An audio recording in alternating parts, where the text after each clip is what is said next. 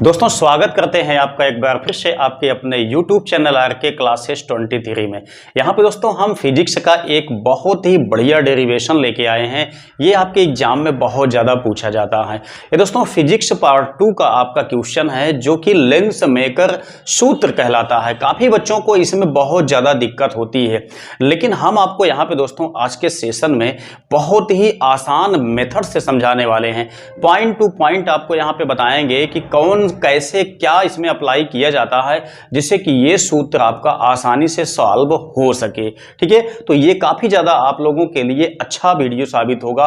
अगर दोस्तों आप लोग यहाँ पे लास्ट तक देखेंगे तो उम्मीद करते हैं कि कहीं पे भी आपको कोई दिक्कत नहीं होगी। आज के बाद आप लोग आसानी से इस प्रश्न को सॉल्व कर पाएंगे। ठीक है, काफी ज्यादा मोस्ट है दोस्तों, आपके एग्जाम में हमेशा लगभग ये क्वेश्चन पूछा जाता है।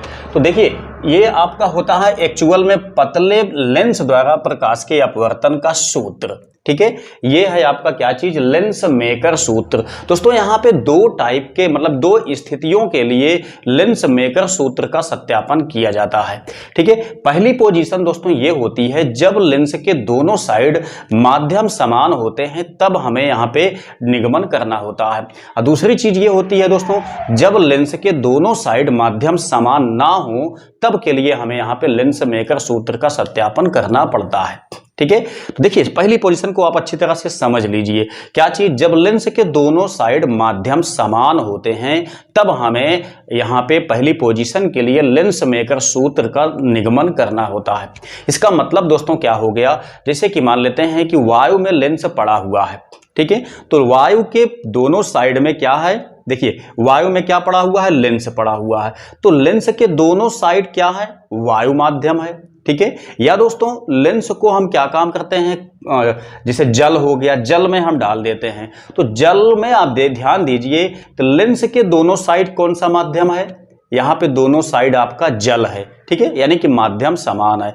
मतलब ये हुआ कि जैसे कि लेंस आपका अगर वायु में पड़ा हुआ है तो भी दोनों साइड आपके वायु माध्यम है। यदि लेंस आपका किसी द्रव में पड़ा हुआ है तो दोस्तों द्रव में लेंस जब पड़ा हुआ है तो लेंस के दोनों साइड माध्यम समान है। ठीक है, तो हमें यहाँ पे समान माध्यम के लिए निकालना है पहली पोजीशन। तो इसके लिए देखिए मैंने यहाँ पे जो फिगर बनाया हुआ है उसमें सब कुछ पॉइंट टू पॉइंट अगर हम समझ लेते हैं तो लेंस मेकर सूत्र आपका बहुत आसानी से सॉल्व हो जाएगा। देखिए यहाँ पे दोस्तों मैंने एक लेंस लिया हुआ है। लेंस के पदार्थ का अपवर्तनांक हम माने हैं क्या चीज, स्मॉल n माने हैं। ठीक है, अब लेंस के दोनों साइड माध्यम समान है। मान लेते हैं कि माध्यम क्या है, वायु है। तो ध्यान दीजिएगा लेंस दोस्तों जो हमने यहाँ पे पतला लेंस लिया हुआ है, तो लेंस का जो पहला वाला यहाँ पे वक्रता त्रिज्या है उसको हमने R1 मान लिया है। लेंस का जो दूसरा वक्रता त्रिज्या है इसको हमने R2 मान लिया है। ठीक है, अब देखिए लेंस की जो मोटाई है उसको हमने यहाँ पे T माना है। लेंस का दोस्तों जो पहला वाला पोल है जिसको कहा जाता है ध्रुव, उसको हमने यहाँ पे P1 माना है। लेंस का जो दूसरा वाला पोल है जिसको कहा जाता है ध्रुव, ये दोस्तों क्या है, P2 हमने माना है। अब देखिएगा ध्यान से बात को समझिएगा। इतनी बातों को जान लेने के बाद ये आपका काफी आसान लगने लगेगा। देखिए एक आपका लेंस है, लेंस के सामने दोस्तों हमने एक वस्तु रखा है, क्या है, O है।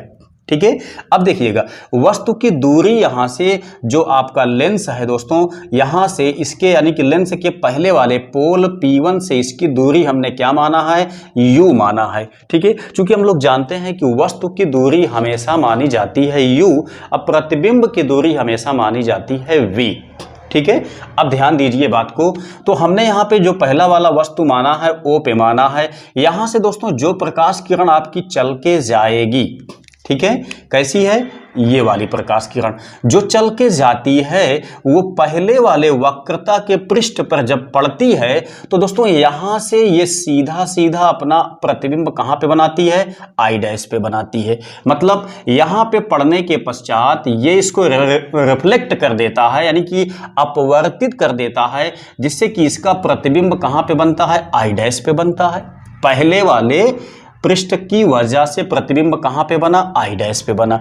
तो दोस्तों ये पहला वाला जो पृष्ठ है यह इसका आभासी प्रतिबिंब बनाता है कहां पे, I' पे। ठीक है। अब ध्यान दीजिए, जब आई डैश पे बनाया प्रतिबिंब तो इसका मतलब क्या हो गया, यहां से दूरी हम निकालेंगे पहले वाले पोल से, यानी कि पहले वाले ध्रुव से दूरी इसकी हम मापेंगे तो कितना मान लेते हैं, इसको हम मान लेते हैं वी डैश। ठीक है। एक बात आप अच्छी तरह से जान लीजिए, क्या चीज कि दोस्तों यहां पे हमेशा दूरियों को मापा कहां से जाता है, दूरियों को हमेशा मापा जाता है पोल से, मतलब दर्पण और लेंस के ध्रुव से। हम यहां से लेंस के ध्रुव को हम क्या मान लेते हैं, हम दोस्तों यहां पे एक हिसाब से मानते हैं दर्पण का ये ध्रुव है।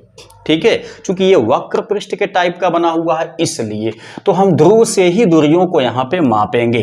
तो यहाँ से इसकी दूरी को हमने क्या मान लिया है, वी डैश मान लिया हुआ है। ध्यान से बात को समझिए, यहाँ से दोस्तों जो वस्तु थी, वस्तु की दूरी यहाँ P1 से कितना है, U है, और जो प्रतिबिंब इन्होंने पहले वाले पृष्ठ ने बनाया आभासी प्रतिबिंब I डैश पर, इसकी दूरी हमने क्या मान रखा है, यहाँ पे वी डैश मान रखा है।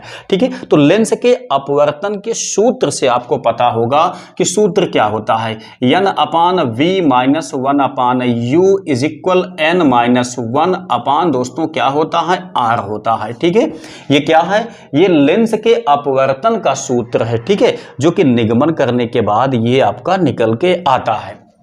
तो ध्यान दीजिएगा, यहां से हम लोग देखते हैं लेंस के पदार्थ का अपवर्तनांक क्या है, n है। उसके बाद दोस्तों जो प्रतिबिंब आपका बना हुआ है, कहां पे बना है, आई डैश पे, तो ये हो गया आपका क्या चीज, लेंस के अपवर्तन का सूत्र। इसी में हमको यहाँ पे पहली पोजीशन के लिए जो भी हमारे पास अवयव हैं सभी को यहाँ पे पुट कर देना है।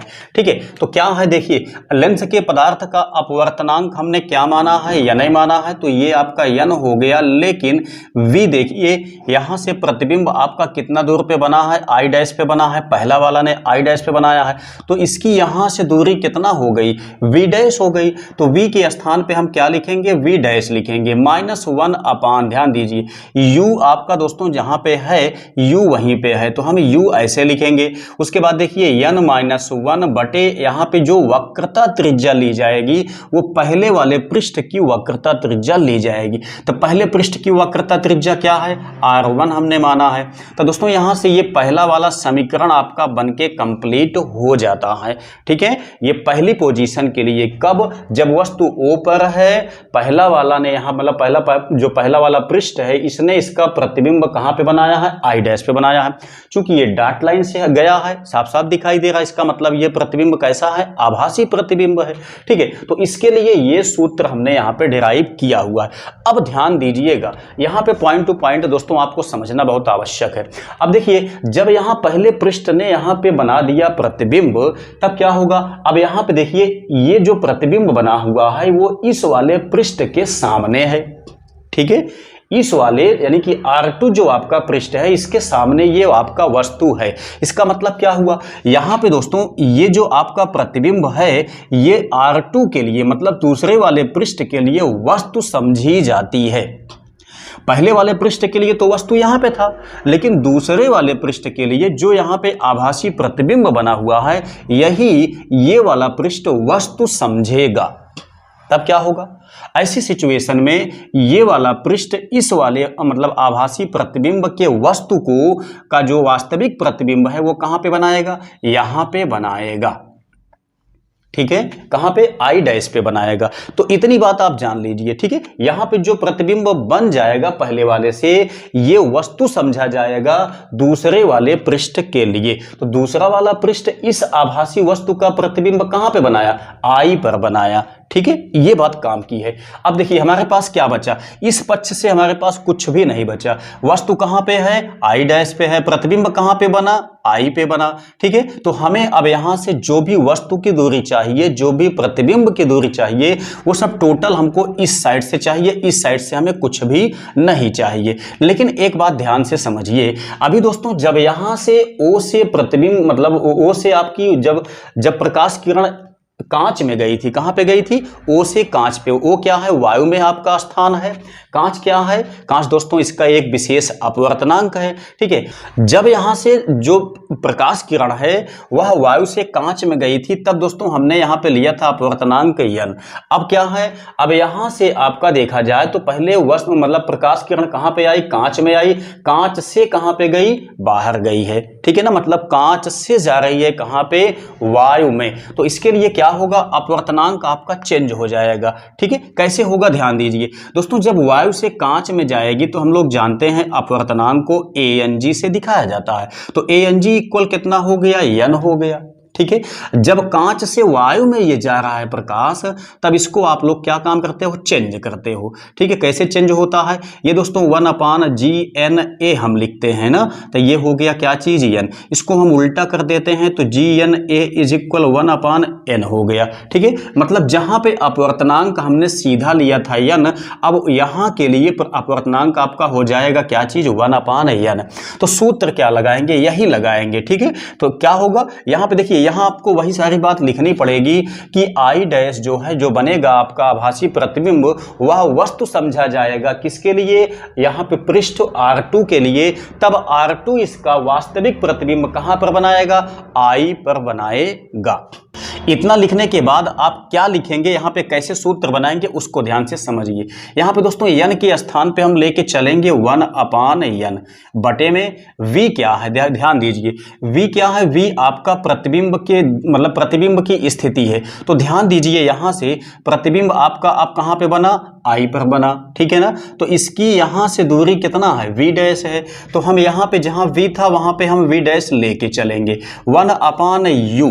u के लिए दोस्तों आप ध्यान से समझिए, u क्या है? वस्तु कहां पे है? I डैश पर है। तो ये वाला पृष्ठ जो है यहां से इसकी दूरी हम देखेंगे तो क्या बनेगी? v डैश माइनस टी बनेगी। वो कैसे? यहां पे दोस्तों जो हमने v डैश माना हुआ है वो कहां से है? वो आपका दर्पण के पोल P1 से है यहां तक, जबकि दर्पण की मोटाई क्या है? t है। तो इसका मतलब ये हुआ यहां से यहां तक की दूरी कितना हो जाएगी? इसकी दूरी में से हम लेंस की मोटाई घटा देंगे तो जो बचेगा वो यहां से यहां तक की दूरी हो जाएगी। तो यहां पे ध्यान दीजिए, इसकी यहां से यहां तक की दूरी कितना हो गई? v डैश हो गई। v डैश में हमने यहां से t घटा दिया तो टोटल अब जो दूरी बची कहां से बची? P2 से बची I डैश के बीच की। कितना हो गई? v डैश माइनस टी हो गई।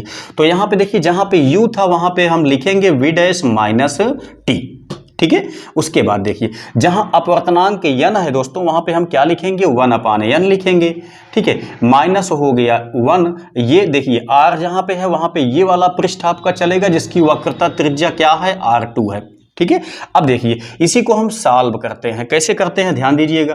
ये आपका 1/n v डैश हो गया minus 1/v dash minus T हो गया। ठीक है, इज इक्वल 1/n। देखिए यहां से हमारा जो आपका n 1/n है, n से हम यहां पे लासा लेंगे तो ये हो जाएगा 1 - n, और सबके बटे में आपका n आ जाएगा। इतना बन गया। अब एक बात को ध्यान दीजिए, इतना लेने के बाद दोस्तों हम यहाँ पे क्या काम करते हैं? हम समझ लेते हैं कि जो लेंस की मोटाई है वह कुछ नहीं है किसकी अपेक्षा। देखिए आपका जो आपका वस्तु है, जो आपका मतलब कि वस्तु की दूरी है वो कहाँ पे है? यहाँ पे है। तो v डैश की तुलना में हमारे पास जो आपका लेंस की मोटाई है वो कुछ नहीं है, क्योंकि वैसे ही यहाँ पे आपका जो लिखा गया है, क्या लिखा गया है? पतले लेंस द्वारा, मतलब लेंस बहुत पतला है। जब लेंस बहुत पतला है इसका मतलब ये हुआ कि इसकी जो मोटाई है उसको हम नगण्य मान के चल सकते हैं। तो हम क्या लिखेंगे यहाँ पे कि यहाँ पे लिखेंगे v डैश के सापेक्ष। v डैश क्या है? यहाँ से यहाँ तक की लंबाई। v डैश के सापेक्ष यहाँ पे लिखेंगे t उपेक्षणीय है। ठीक है ना, t आपका उपेक्षणीय है, इसलिए हम t को छोड़ देते हैं। तो हमारे पास क्या बन के आएगा? ध्यान दीजिए 1/n v dash minus 1/v dash केवल बचेगा, t को हमने यहाँ पे छोड़ दिया है। आगे क्या हो गया? 1 - n अपान हो गया nr2। अब ध्यान दीजिए आगे वाला स्टेप आपका यहीं से बहुत आसानी से सॉल्व हो जाएगा। यहाँ पे देखिए इसको हम हल्का से सरल करते हैं। क्या काम करते हैं? n से हम दोनों पक्षों में गुणा कर देते हैं। दोस्तों जब n से गुणा किया जाएगा यहां पे आप लिख सकते हैं n से समीकरण, यहां पे क्या माने हैं? समीकरण अभी नहीं माने हैं। ठीक है ना, यहां से हम लिख लेते हैं क्या चीज? n से गुणा करने पर। तब क्या बन जाएगा, ध्यान दीजिए n से n आपका कट जाएगा, क्योंकि दोनों पक्षों में गुणा किया जाएगा n से। तब दोस्तों n से n कट जाएगा, यहाँ बचेगा कितना n, यहाँ बचेगा आपका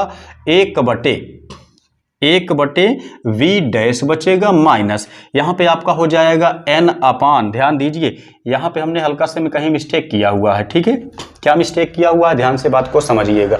देखिए हमने यहाँ पे जो प्रतिबिंब की दूरी थी उसको भी हमने यहाँ पे v डैश कह दिया था, ये आपका v होगा।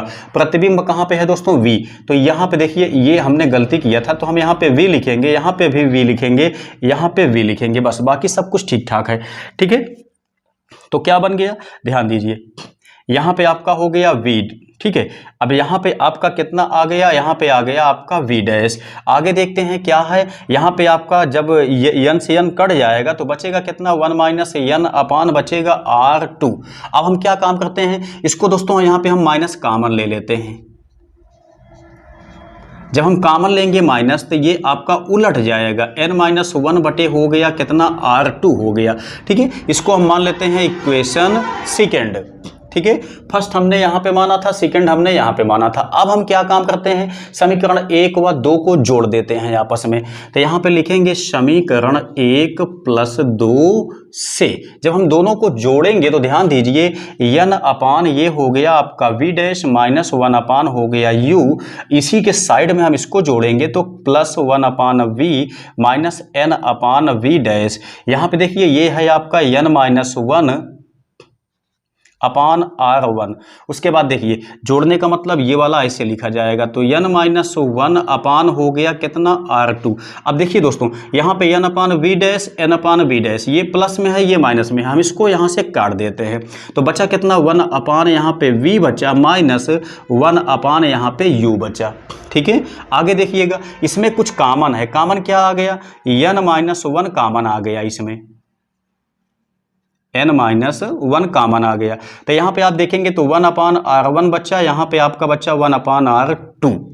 अभी देखिए हमारे पास सब कुछ यहाँ कंप्लीट हो गया है, ठीक है, सब कुछ कंप्लीट हो गया है। यहाँ पे 1 अपान v माइनस 1 अपान u को बदलना है, ठीक है। चूंकि दोस्तों हम लोग जानते हैं 1 अपान v minus 1 upon u is equal होता है 1 अपान f, होता है ना, तो हम उसको यहाँ पे चाहें तो पुटअप कर सकते हैं।